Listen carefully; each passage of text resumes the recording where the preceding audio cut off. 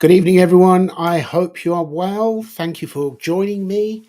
And once again, I'm available to answer your questions on anything to do with Reform Party policy or my personal um, opinions on anything to do with policy, issues that I would like to champion, or anything else connected to current affairs or the forthcoming election. I've had a few questions from people already. A common one seems to be the cost of living and what would reform do to ease the cost of living crisis that everybody is feeling. Well, if you have read through our contract to the people, if you haven't, it's definitely worth reading through. It's available on the Reform UK website. But one of the first things we intend to do is to raise the threshold for tax to £20,000 per year, which will take millions of people out of tax completely. It will ensure that pensioners don't pay tax on their pensions, and it will keep everybody a much higher threshold before they have to pay anything, because it's unreasonable that people who are effectively earning below what is considered to be a national living allowance, the minimum amount, should be paying tax on it, because what the government is doing in that event is basically taking food out of people's mouths, and it's wrong. It should have been incrementally increased from years ago, and rather than be increased, if we take inflation into account, it's actually fallen behind, taking more people into the tax bracket, and pensioners for the first time paying tax on their pensions, which is wrong. We know that now, through the course of the election, the Tories have changed their position, and with their triple lock plus 5-star gold, whatever it is they call it, and that effectively pensioners won't be paying tax on their pension, but there are still built in uh, rules, which, like the lock on the tax-free allowance over the next 4 years till 2028, which effectively brings more people into the tax bracket each year and more people into the higher tax bracket. When the higher rate tax bracket of 40% was introduced in 1988, it covered just over a million people, I believe. And within the next 2-3 years, that's going to increase to 7 or 8 million due to fiscal drag, and that's wrong.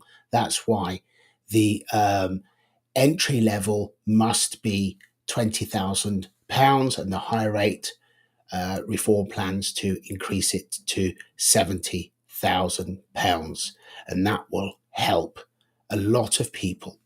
On top of that, we intend to remove the green levies, the VAT from energy, green levies, and something that people need to be aware of is that one of the plans in the pipeline is to move green levies from electricity to gas, which will make gas so horrendously expensive, or rather, it will be so horrendously expensive to heat your home with gas that there'll be more pressure on people to move over to heat pumps.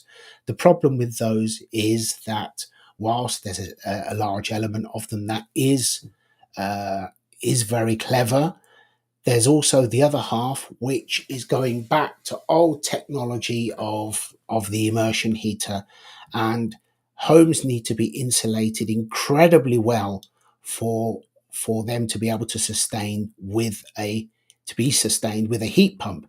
It has a much lower flow temperature than a gas boiler, and therefore, in a situation where you have, say, one large radiator on one side of your lounge, but when the heating's on, the heat radiates and warms the whole room.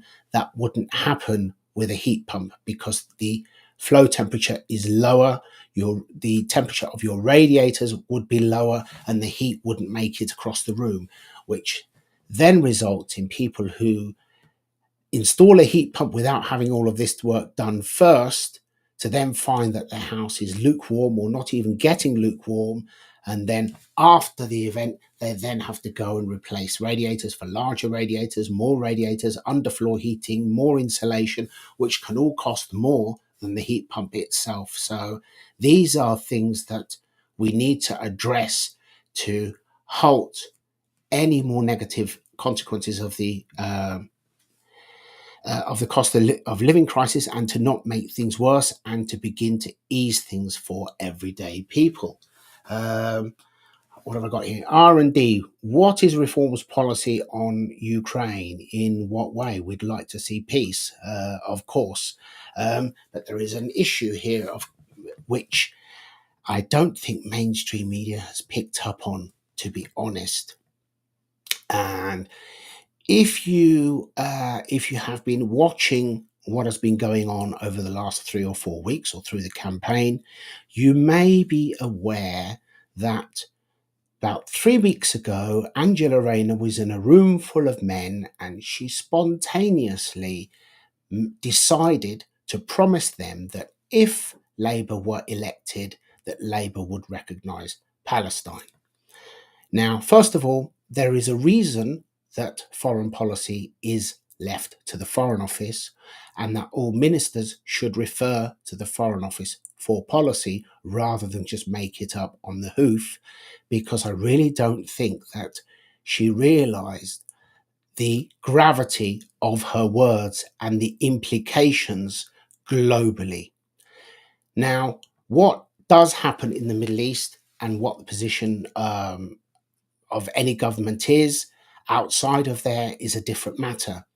However, for somebody who may very well be a minister in a week's time, to make a decision to recognize someone based on conflict, based on the atrocities that we've seen, sends a signal out that is, or could be, potentially catastrophic. How does this relate to Ukraine? I'll tell you.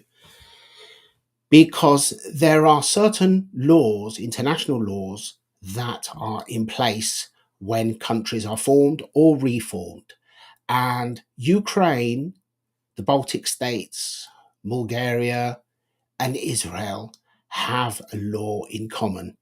And that law is Uti Possidetis Juris. And that is where a country is formed based on a previous geopolitical entity.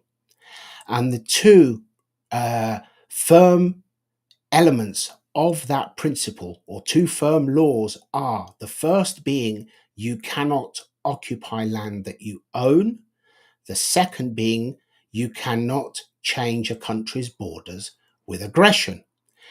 Angela Rayner has basically suggested that that could be the case.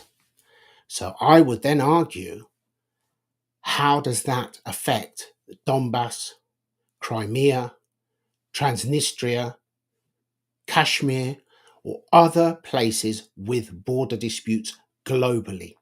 What that woman and her reckless, irresponsible words have done is basically send a message out that borders can be changed through aggression. And I believe that that effectively lessens the possibility for peace. But having said that, I do believe that there should have been a very, very firm position. Let's look at it the other way around. How did Kennedy react in 1962? And if we had stronger leadership, then perhaps there would have been no invasion in the first place, because when the Russian troops were massing around Ukraine, effectively nobody did anything. Let me look. What else we got? Can undercover reporter won't change my vote at all, but what were these guys thinking when we need care right now? I hope they investigate the other parties next, but doubt it. No, I'm sure they won't. It speaks for itself. What can I say? Glad they're being kicked out. That's all I can say, really. At the end of the day, there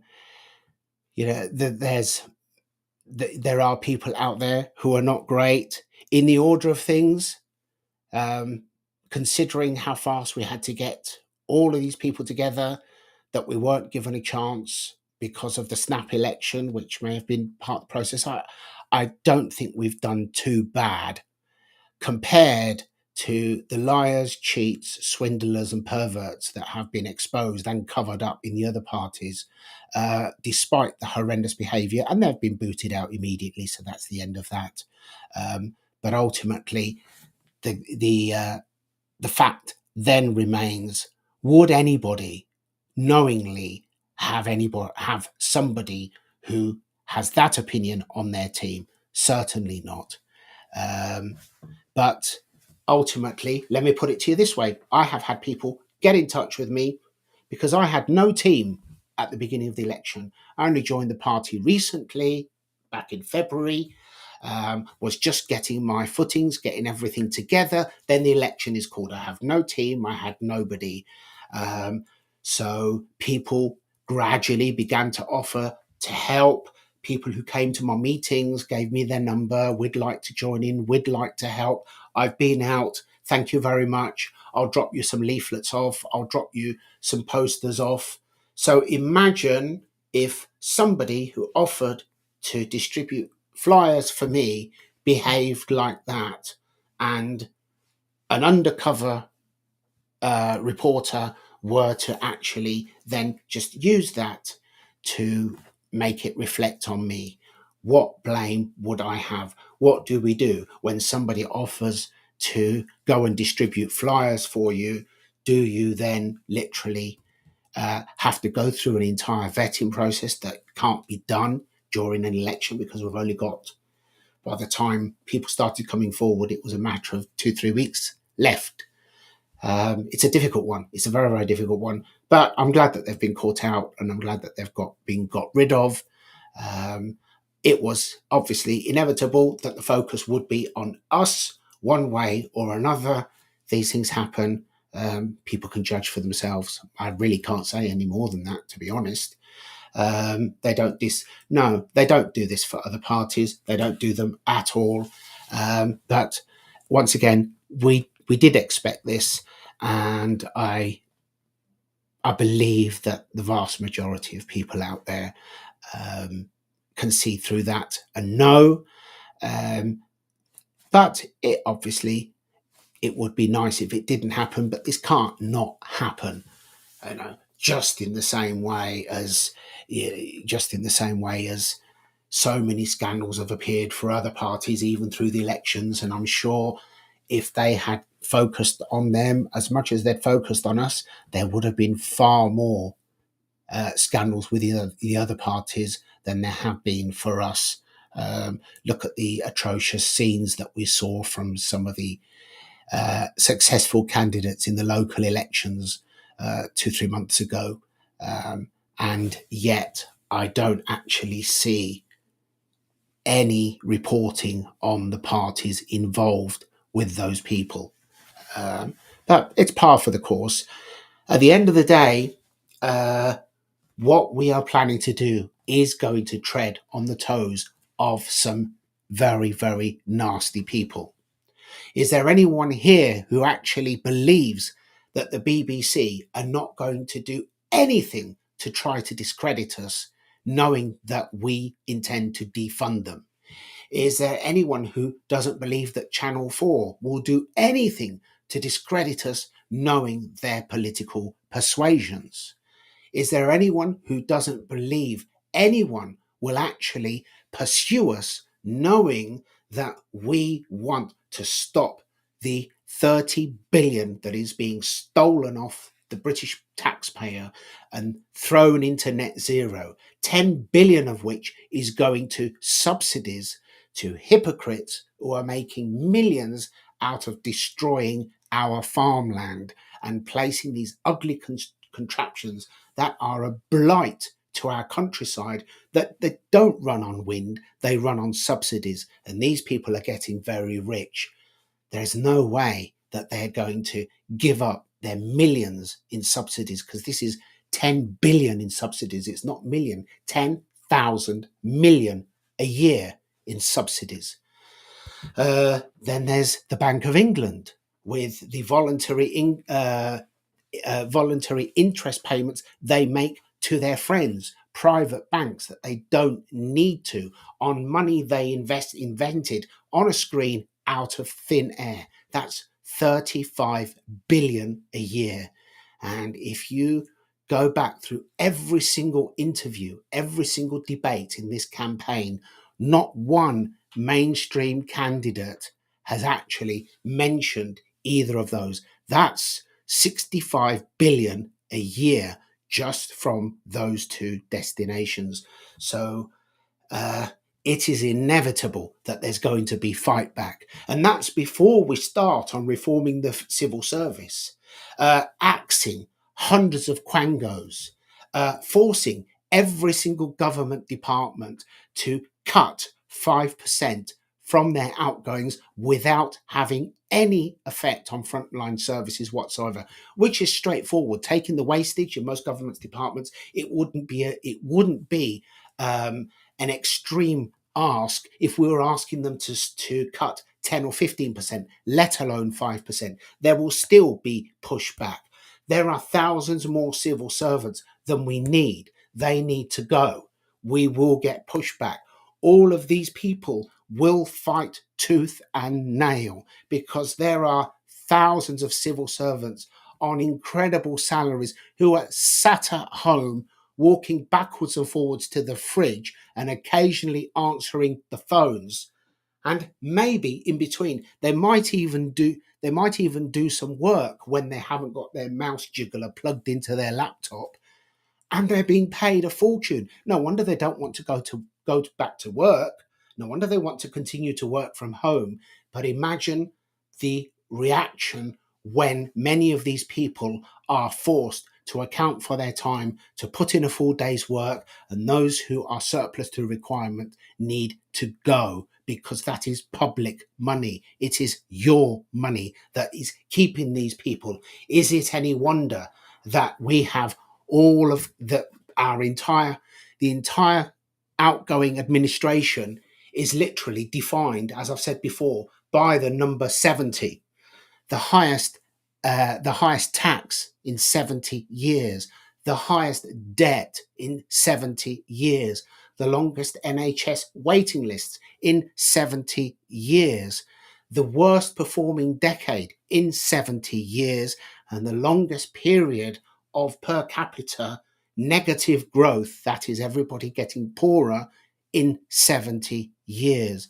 Any party who is going to address these head on is going to be fighting a war. It is not going to be easy just because it is in black and white in our contract and it stands up to scrutiny because it has been scrutinized doesn't mean that we can make this happen tomorrow. This will be a battle, but it is a battle to stop the wastage and the exploitation of our public money, or rather the theft of our public money. But many of these people are very, very powerful. And the first step to safeguarding themselves is to attack us and individually and collectively as a party. But we expect that all of us who are standing in the full knowledge that we will be attacked in every way, shape, or form. But we're standing because we want to fight for our country. And that's why we really, really need your help more than ever to make this happen. Let me just look at the questions. I'm sorry if I don't keep up. Still no mainstream media on Labour honey trap either. I know. Open my eyes for the first time. Mainstream media has been terrible, and to be honest, it's been hard on all of us, tiring. Some people who don't see through the smoke screen fall for this. I know that I've had a hard time out there from certain people at times, looked over my shoulder, but that's just how it is. What do we do? Do we just allow ourselves to be bullied out of standing? Who's going to do this? Who's going to stand up to these globalists, these people who are basically leeches sucking the financial blood out of this country, and you, everyday people, are the ones who are suffering? This can't be allowed to go on. And I expect worse, much worse, to come our way.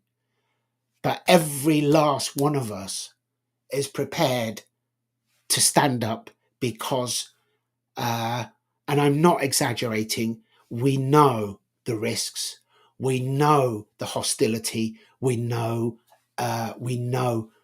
that there are many people out there who are literally conspiring against us to ensure that they protect what they have. And here's what's really, really humbling. Many of the people standing for reform are people who are older, people who are retired, people who have no need to put themselves in the firing line. I have got to know some wonderful people who literally have thrown themselves in the line of fire at a time in their lives where they could just be enjoying themselves and doing whatever they fancy doing. And there they are, putting themselves in the firing line because they want to fight for our country.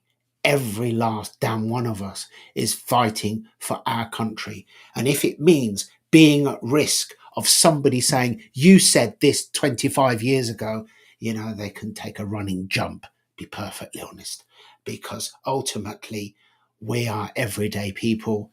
We've given up our privacy. We've given up our safety. We've given up so many things willingly because we want to fight against the blob. We want to fight against these globalists. We want to fight against the utter, excuse my French, as you know, I make an effort never to swear, but we have to fight against all of this bullshit. We absolutely have to, because people out there, or there are many people out there who are actually struggling to eat properly, and they're wondering, like, what happened? What happened to my income? Where's it going? Why am I being taxed so much in every way possible? You're taxed to buy a car, you're taxed to drive, you're taxed when you fill it up with fuel, you're taxed when you park. Local authorities have turned into basically financial hit squads, extorting money out of motorists for parking their cars. Then they wonder why our town centres are dying. Shame on them, because ultimately they would rather collect what they can from a few motorists who then give up going into town centres, because why would you go and park in a town centre and pay for parking and be anxious in case you're late back or something goes wrong, when you can just go to a retail park, a carbon copy, soulless, horrible retail park? All basically, all of the franchise stores are there. The same thing. You can go from one to another, and you will see the same tat in every single one. Where are the days when we used to have individual little shops? What have they done to actually encourage this? Nothing. They've basically just encouraged it, and they've sold everything. They've sold their souls, they've sold our communities, they've sold our town centres, and anybody who is a threat to their arrogant agenda is in the firing line, including, which is us, of course. Okay, who's next? Looks like Nigel, Richard, and Lee will win their seats. I sincerely hope so. I sincerely hope so. I don't know what will happen next week. We haven't even got there yet, and we're all anxious, excited. Who knows? Uh, North Northampton North. That's going to be a hard one, because Northampton North is one of the last ones. It comes in at around 5 o'clock in the morning. Um, but I still have to be there. I have to be there. I have to watch the counting. I have to see what's going on. How I am going to cope from 10 o'clock at night until 5 in the morning, I don't know. I don't know if I'm going to be falling asleep, in which case I need to take Red Bull with me. I don't know if I'm going to be so hyper that I need to take beta blockers with me. I don't know. I've said this several times. And it could go any way. It really, really could go any way. I think we all know what the situation is with the mainstream polls, just about all of them. We know how the questions are asked. It doesn't matter. They can ask whatever they want. What matters is the poll next Thursday. That's what matters. And when those polls close, then from that point, it will be a case of let's see what the result will be, because this is really a sort of an unprecedented election, because for Labour to win a majority, pain eyeballs. I know. I'll get back to you in a minute. But for Labour to win a majority of any size, not a huge majority, even a small majority, they need the largest swing in electoral history. Is it worth bothering to? All right, just so that he doesn't feel left out, let's include Fishy Rishi as well. Now, for Conservatives to come back from being so far behind to win would also be unprecedented, to come from so far behind to win. For Reform to come from nowhere last year, we were definitely below 5%. I don't know which point. I think early last year we were 1 or 2%, maybe. I'm not sure. Somewhere around there. And then suddenly we began to launch this year, getting to 13%, give or take, in Wellingborough, in the Wellingborough by-election, Ben Habib. Then in the local elections, there was the Blackpool seats, which got 16.9. Now we've got polls polling us as much as 24%. And all along the way, Labour's vote has been gradually falling. Who knows what will happen next week? And we can't also ignore people's traditional hereditary cultural voting habits. Will that come into play? Despite everything that either of these two horrid parties have done to the public, will they still go with what they've always voted or what their parents have voted? I don't know. We'll have some surprises next week, I'm sure. Right, let me just have a look here what we've got. Right. Paint eyeballs on your eyelids. Yeah, I do need to get the right the right paint to be able to do that, or maybe I'll just put some dark glasses on. Yeah, that would go down well, wouldn't it? Are Reform going to do something about the civil service in this country? They really need a new broom. I agree.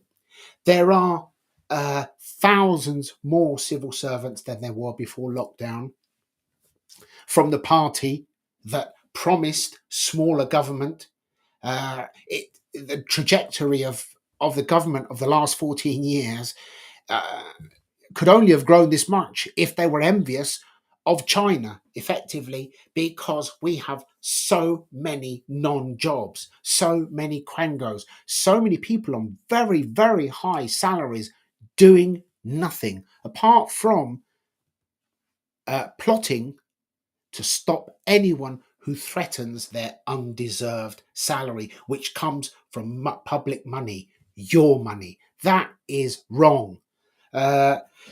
Even within the NHS, there are frontline workers struggling, not receiving the support that they need. It's not just about money, but it is about people siphoning off money from the NHS. There are so many non-medical consultants in the NHS who are on very, very high salaries. There are so many suppliers to the NHS who are basically fleecing it.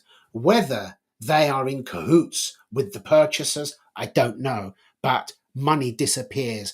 And yet, in the end, when there are not enough funds, the nurses get blamed, who are working, flogging their guts out and really working themselves to the max.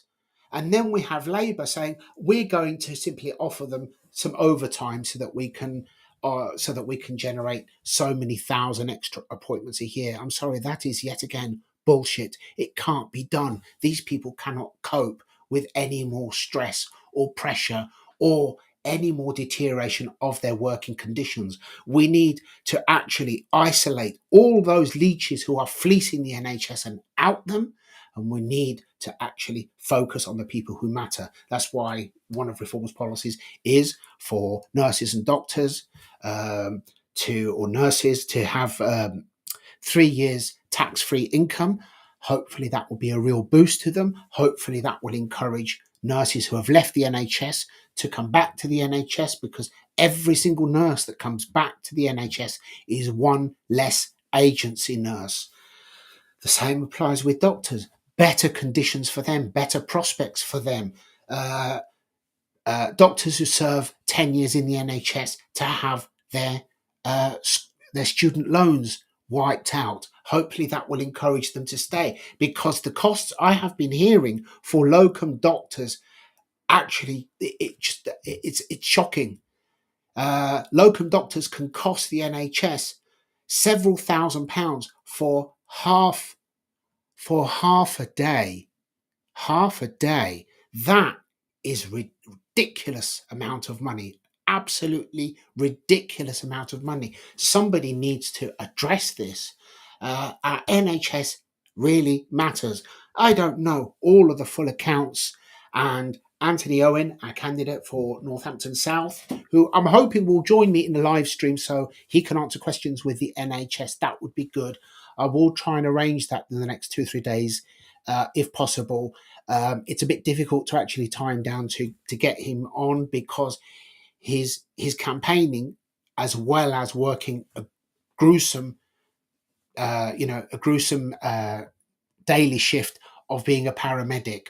So fair play to him, but his standing, because he feels so passionately about everything to do with the NHS. So, but he is the one who can give more detailed information. And what I've been learning about what goes on in the NHS is horrifying.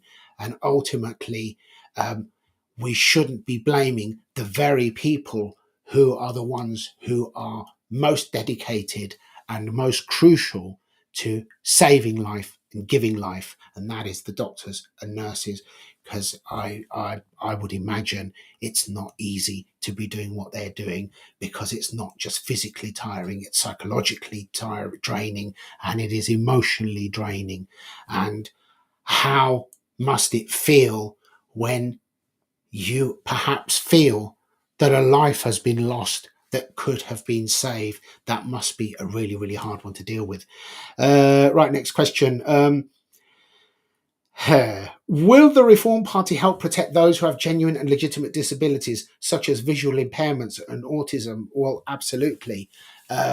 What we have mentioned several times is to address the sick note culture. That's a little bit different, and it is important that those who are in genuine need are cared for, and those who are not in genuine need are actually rooted out, because we can't keep going with more and more people literally just being paid because their doctor is too scared to refuse to give them yet another sick note. So the process of that, the workings of that, will obviously have to be worked out. But that's basically, in the long and the short of it, that's basically where we stand. Okay. NHS has a nurse bank where I used to work extra hours to top up my nursing salary before I retired. Yes, I'm again, I'm not familiar on the workings of that. I know that there are agencies and there are agencies. There are some that literally do take liberties financially. And for example, here in Northampton, it's not just within the NHS. One of our biggest expenses, and it's probably reflected in other parts of the country, but I don't know the figures. But I do know in Northamptonshire, one of our largest expenses from our council tax is temporary childcare.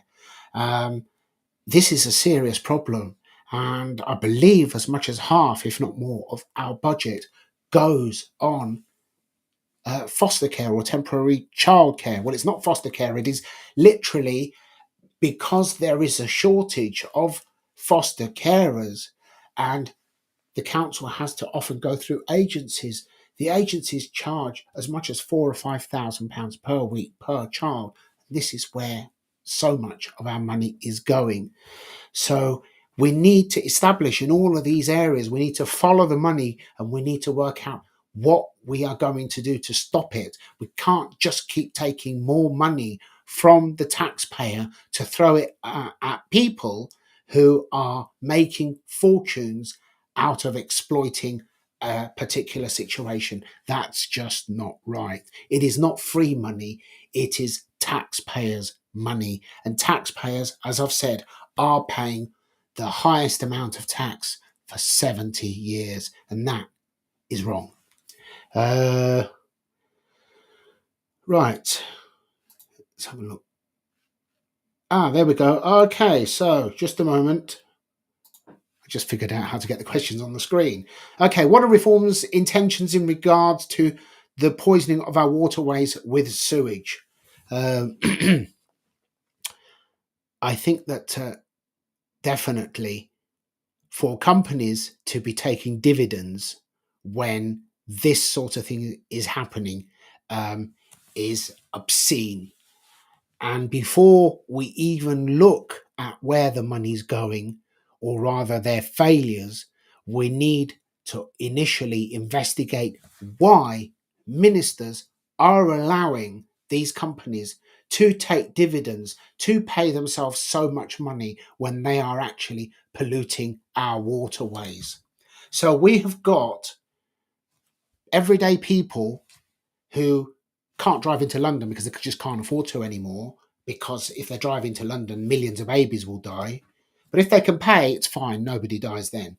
And our waters are becoming so polluted that there are increasing warnings not to actually go anywhere near them or get in them or etc., because of the risk of being poisoned by the sewage, and all of the different viruses that bacteria that are in our waterways. Our waterways should be impeccably clean, and these people should not just be held to account financially, they should be held to account in a criminal court for what they've done. I'm not sure how the process should go. In my opinion, that is actually a matter of emergency. I believe emergency measures must be imposed immediately, and we need to take whatever action we need to resolve this as quickly as possible, because it's absolutely obscene that this is happening to our waterways. Next one. Okay, in all seriousness, the system regarding personal independent payment is not fit for the purpose. Does Reform have any plans to fix it? Yes, I don't know the full details of it, but as I said, it is more about ensuring those who have need are cared for, and those who are blatantly just exploiting the sick note culture are not allowed to continue to do so. That's as far as I can go on that matter. I will at some point actually have further information about that, but I need to ensure that I have the full facts before I can relay them to you myself. So I can't go any further than that, apart from the fact that I can say with all authority that those who are genuinely in need will continue to be cared for. It is basically those who are exploiting the system, because we cannot afford to carry an increasing number of people who have just decided it's easier to get a sick note from their doctor than to work. That's not right, and it's not fair, and it has to stop. Next. Will you recommend free parking for hospital staff? Oh, the towers, I could tell you about my time in the NHS, especially the yes. Again, why should you pay parking when you go to work? You need to get to work. I'm actually sick to death of this exploitation of motorists. There's several big companies who are making a fortune out of the public. And for people who go to work at a hospital, and more often than not, wherever hospitals seem to be, everyone I've been to, they're not the type of places where you can go and park somewhere further away and find free parking and walk.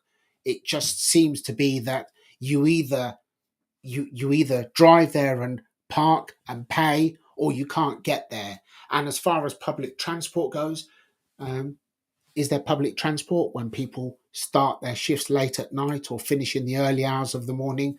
I don't think so. What happens if they're working till a certain time at night and there's a crisis or an emergency, or for whatever reason they need to do overtime? What do they do then? Do they spend half their salary to get a cab home? um, it's it's outrageous, to be perfectly honest. Right, what's the next one? Oh, more of a personal question, Anthony. In the unlikely event that you do not win the parliamentary seat for Northampton North, what are your plans going forward with Reform UK? Our vote in the households have already been cast for you, by the way. Oh, thank you so much. Okay, for those of you who don't know, I'm the parish councillor here in Kingsthorpe. Um, if I am not successful on Thursday, I will continue to be a parish councillor. I will build on what I've managed to do over the course of the campaign. I have made connections, spoken to people on the doors, made friends, people who have offered to help, people who have come to meet me. I have public meetings every day. I want to build on that, because next Thursday, whatever the result, is not the end, it is the beginning. If I'm successful, then effectively I'm going to embark on a career of causing trouble professionally to the best of my ability, until one of the people I've mentioned maybe puts me out of my misery, I suppose. But I don't care. I'm not here to just get myself invited to people's to dinner parties in Islington. I'm here to fight for Northampton North. I'm here to champion the things that I passionately believe in: homelessness, the housing crisis, education for younger people, more opportunities for them to study. To study different things, to have apprenticeships available to people far younger. I know it goes against the grain. Oh, health and safety, because a 14-year-old can't think for themselves. Well, sorry, I disagree. I think that people of 13 or 14, youngsters of 13 or 14, quite often demonstrate the the aptitude for a vocation, a skill, what a trade, whatever it may be. And that being the case, they should not unreasonably be prevented from pursuing that, and the academic side has to fit around that, so that at 18 or 19 they are then qualified engineers, electricians, plumbers, carpenters, bricklayers, whatever it may be. There's crime, which is serious. I have to say, locally here in Kingsthorpe, there's been very little I've been able to do. Even though they are trivial matters, they are important to people who live here, and that's one beautiful aspect of being a parish councillor, because you're literally dealing with people in and around where you live and trying to help them, or at least address their problems. Um, and yes, we do also have a problem with crime, and that's something that I have been trying to address in various ways. There are a few plans in progress, but it is a slow process. So I will obviously continue with that.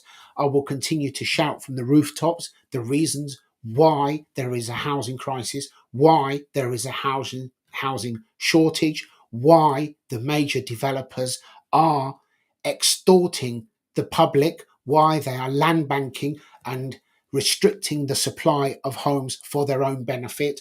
Why aren't properties being built on brownfield sites when there's capacity throughout the country for 2 million homes? Why overseas investors are allowed to just park their money in our property and leave it empty? I'm not against their investment, but they should not be allowed to just use our property market to park their overseas income, whether it's legal or otherwise. and then just leave these properties empty, locking out people who live in the UK from being able to buy them or rent them, or if at the very least making it more difficult for them, when there is so much capacity to build social housing, affordable housing, starter homes, and there should be tax incentives and laws. So a little bit of carrot and stick to encourage them, direct them to invest their money into building the homes that we need. So it needn't cost the government anything. I do have a list of things that I will continue doing. Um, I just thought that, or rather, I'm hoping that if I am successful, that I will have a louder voice. In the event that I'm not, the candidate who is successful will need to be keeping an eye in their rear view mirror because I'll be on their back. I hope that helps. Uh, right, got here. Right. What have we got next? Any plans to scrap the ridiculous LHA rates within the housing element of universal credit? So not sure exactly what you mean by the LHA rates. I mean, obviously I know what they are, local housing authority rates, which is what they pay dependent on whether it is a room, 1 bedroom, 2 bedroom, 3 bedroom and 4 bedroom. And these rates are different in each area. Unfortunately, due to the fact that there has been such a shortage of property, rents in many areas have exceeded the local housing rates, which means that people on benefits find that there's a shortfall between what they receive for their rent and what they need to pay. So effectively, that's money coming from what they need to live, which is already the bare minimum, and that is unfair.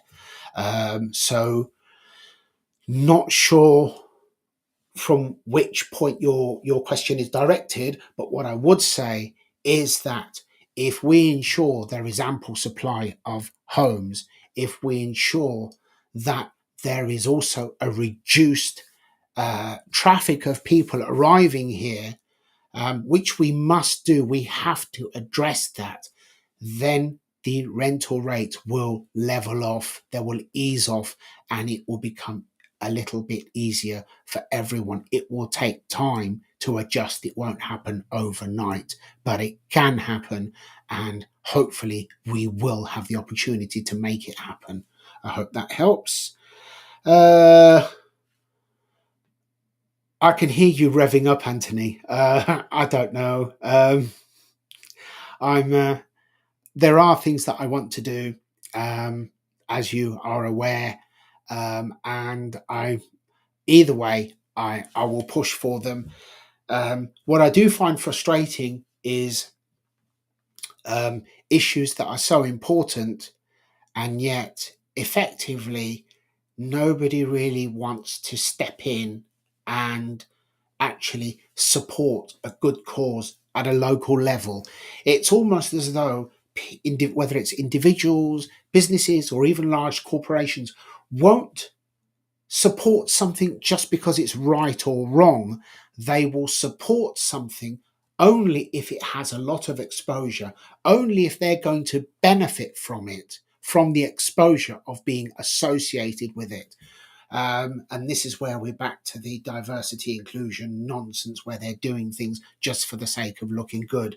But I don't see any of them stepping in uh, with the objective of discussing ways to help get people off the streets. I can't bear to see people sleeping on the streets. Nobody should be subjected to that. And I find it increasingly distressing that we just all becoming desensitized to it and just consider it to just be the norm. But the demographic of those sleeping on the streets is actually changing. It's not the perceived demographic anymore, or not as often anymore. It is people who have had even good jobs and nice homes and so on, and for whatever reason life just fell apart. It can happen to anyone. It can be physical health, mental health. It can be emotional. It can be professional, your career, your business, anything. I don't think people realize what percentage of the population is literally weeks or months away from homelessness. And that's before we start on the hidden homeless who are couch surfing, who are making do but not actually visible, sleeping on the streets. Um, that's obscene when we consider that there's over 670,000 empty homes in England alone. Why is anybody sleeping on the streets? And why are we allowing it? Uh, what's this one? My 11-year-old granddaughter can't debate as good as me. Scary, really. Yes, exactly. Absolutely, exactly. I'm actually sick to death of seeing youngsters underestimated, treated as though uh, what they think, how they think, and what they are capable of is to be decided by the state. And imagine how much that will change when we have these brain dead Marxists in control. God forbid. Did anybody see Keir Starmer last night? Every time he was asked a complex question, he was basically like a rabbit in the headlights. He did not answer anything coherently at all. He's just not capable of it. Now, we're all fully aware that there is this sort of oath of secrecy throughout the whole Labour campaign. They've put the minimal outgoings and expenses in their manifesto so that there's less for them to be questioned on. And even though West Streeting did let the cat out of the bag a couple of weeks ago and refer to spending that wasn't in their manifesto, that was a boo-boo, but again, mainstream media sort of ignored that. We know that they have plans to spend, big plans to spend. And to do that, they must have big plans to take money from people. Have you not noticed that the unions have been conspicuous by their absence throughout this campaign? Their silence has been thunderous. How they've basically kept Ed Miliband quiet and in the shadows, because here's the man who may very well be the environment secretary, and he will impose so many green levies, it will take your breath away. There is a man who was passionately supporting Keir Starmer and calling anybody who questioned Keir Starmer's Sadiq Khan, sorry, anyone who questioned his policies on ULEZ, a climate denier, a climate delayer. Uh, we've heard it all before, but he is very, very dangerous. So they are going to come for everything that you've got, one way or another. I don't know which way they will go. That's just conjecture. But one thing we do know, they cannot fund anything that they have promised. They have not even allowed in their budget an allowance to give the doctors who are on strike any form of a rise. There isn't, that's not in their budget. All they say is, well, we will negotiate and we'll solve it. The Conservatives couldn't, but we will. So they're going to sit down and negotiate, but not give them a rise. What sort of negotiation is that? Um, they really are in la la land. Or is it the people who are just blindly going to vote for them who are actually in la la land because they're basically just a party that's operating on resentment, on spite, and politics of envy, and they don't want to see people sat on lots and lots of equity. And one way or another, they will find an excuse to justify plundering it. And let's not forget the millions that they're going to allow in this country. If you heard Keir Starmer last night, what did he say? That he's going to negotiate to repatriate all of the migrants once they are processed, because Labour's going to be able to process them really, really quickly. Not sure how they're going to do that. And then they're going to repatriate them to Iran, to Afghanistan. And as Fishy Rishi pointed out, is Keir Starmer going to fly over to Tehran and have a board meeting with the Ayatollah? Is he going to fly over to Kabul and have a meeting with the Taliban and get them to agree to take back their illegal immigrants? I don't think so. I don't think those people are going anywhere apart from an empty house near you. Next, what do we got? Let's have a look. What's this one? They grow up quicker, don't they? Yeah, absolutely. Absolutely. Well, again, that was a question and I went off track again, didn't I? I do apologise. I believe that we should have more faith and more respect for young people because they are far more capable than we give them credit for. And there are all different skills. Everybody is different, and that's before we start on the ones who are on the spectrum somehow and the actually incredible visions that they have because they can see things that we can't.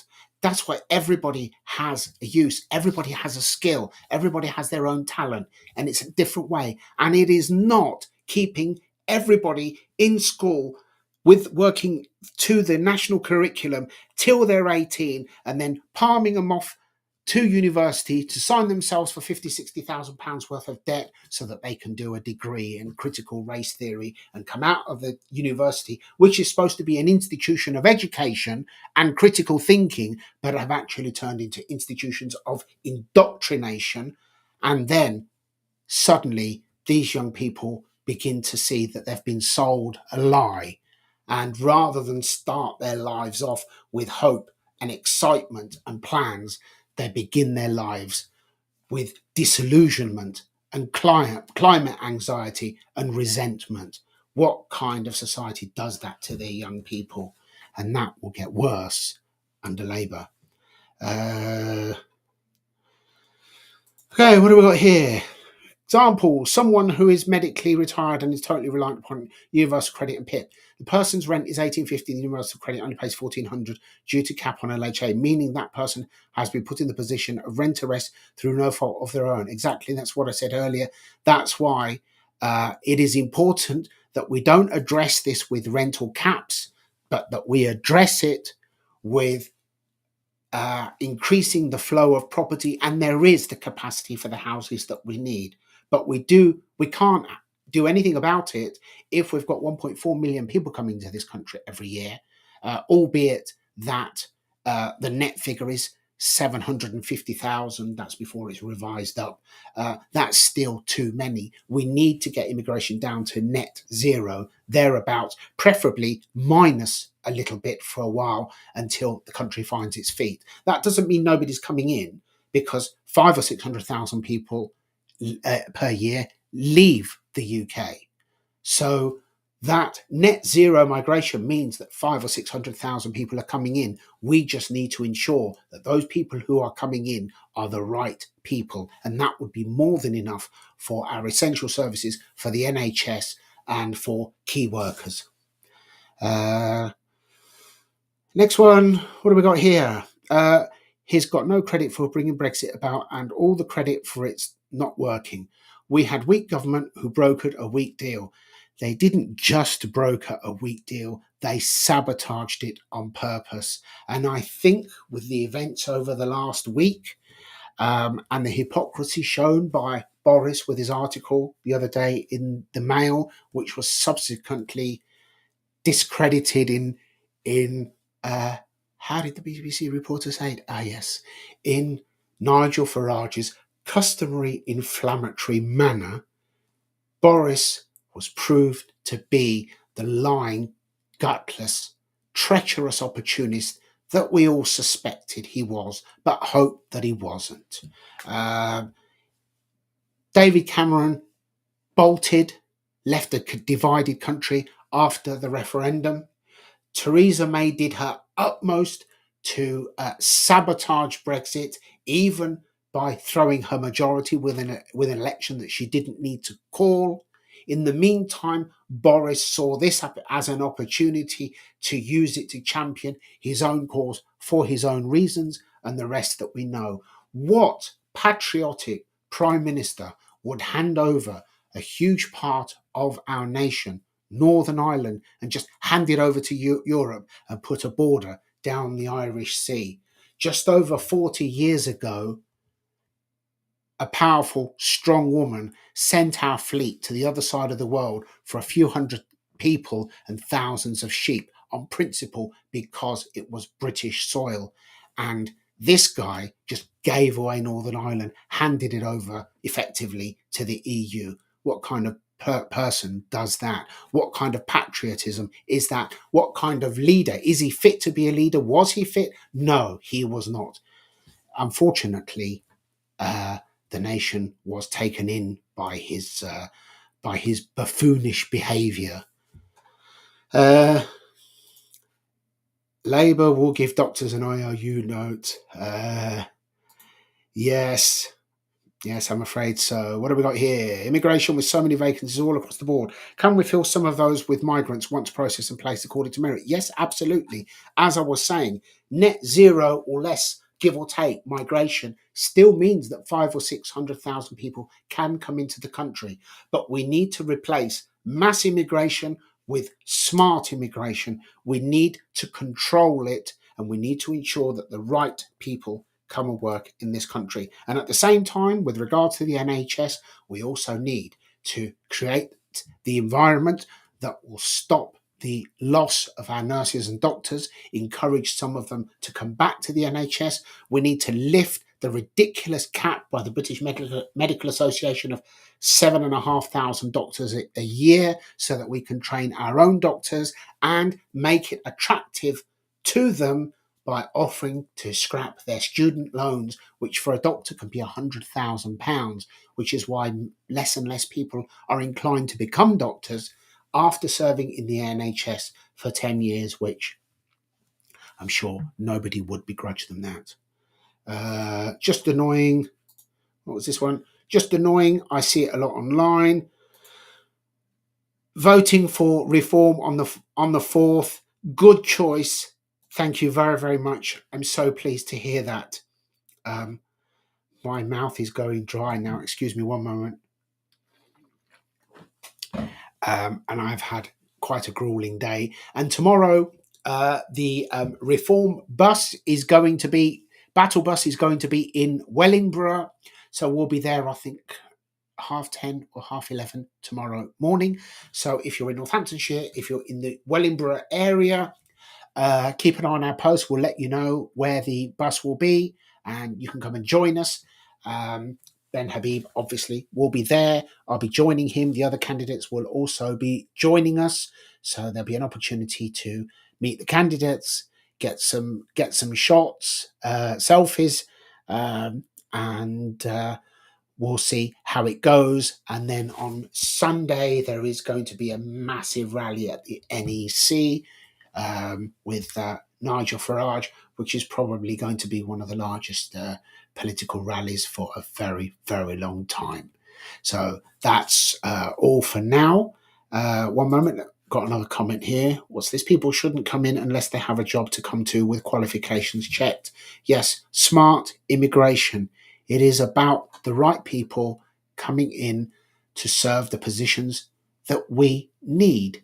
And we also need to ensure that we offer our own people here, our own doctors and nurses, a reason to stay in the NHS, people to give people a reason to become doctors and nurses and essential workers, and everybody else. We need to make further education, adult education, much more accessible so that people in all walks of life have accessible opportunity to get training, whether it's something that they'll do evenings, weekends, in a summer holiday, whatever, to be able to better themselves, to earn a higher salary, to improve their standard of living. We must invest in our people. And when I say invest, I'm not talking political rhetoric. I'm talking realistic, tangible, effective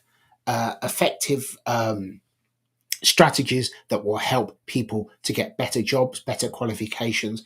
And this is going to be crucial more than ever over the next few years, because as AI becomes mainstream, it is going to make the industrial revolution look like a walk in the park comparatively to how it's going to change career prospects within the next 5 years, definitely within the next decade. And we need to address that. Otherwise, there's going to be a lot of people who are going to find themselves redundant because they're surplus to requirements.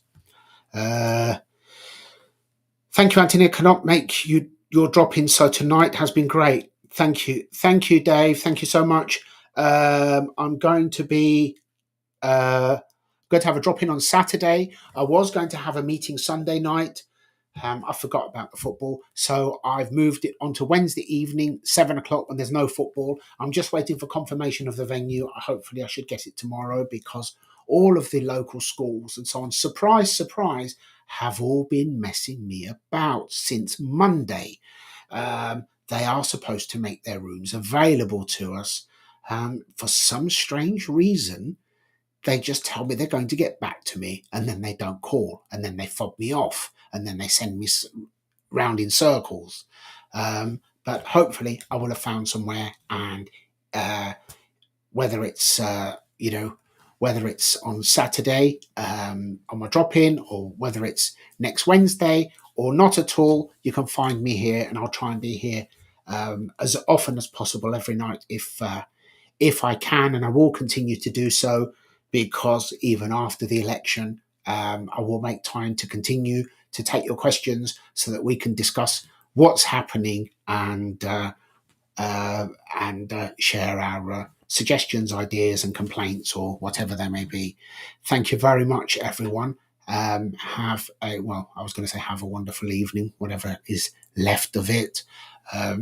I need to get back to replying to my emails for the next couple of hours, and hopefully I will see you all tomorrow.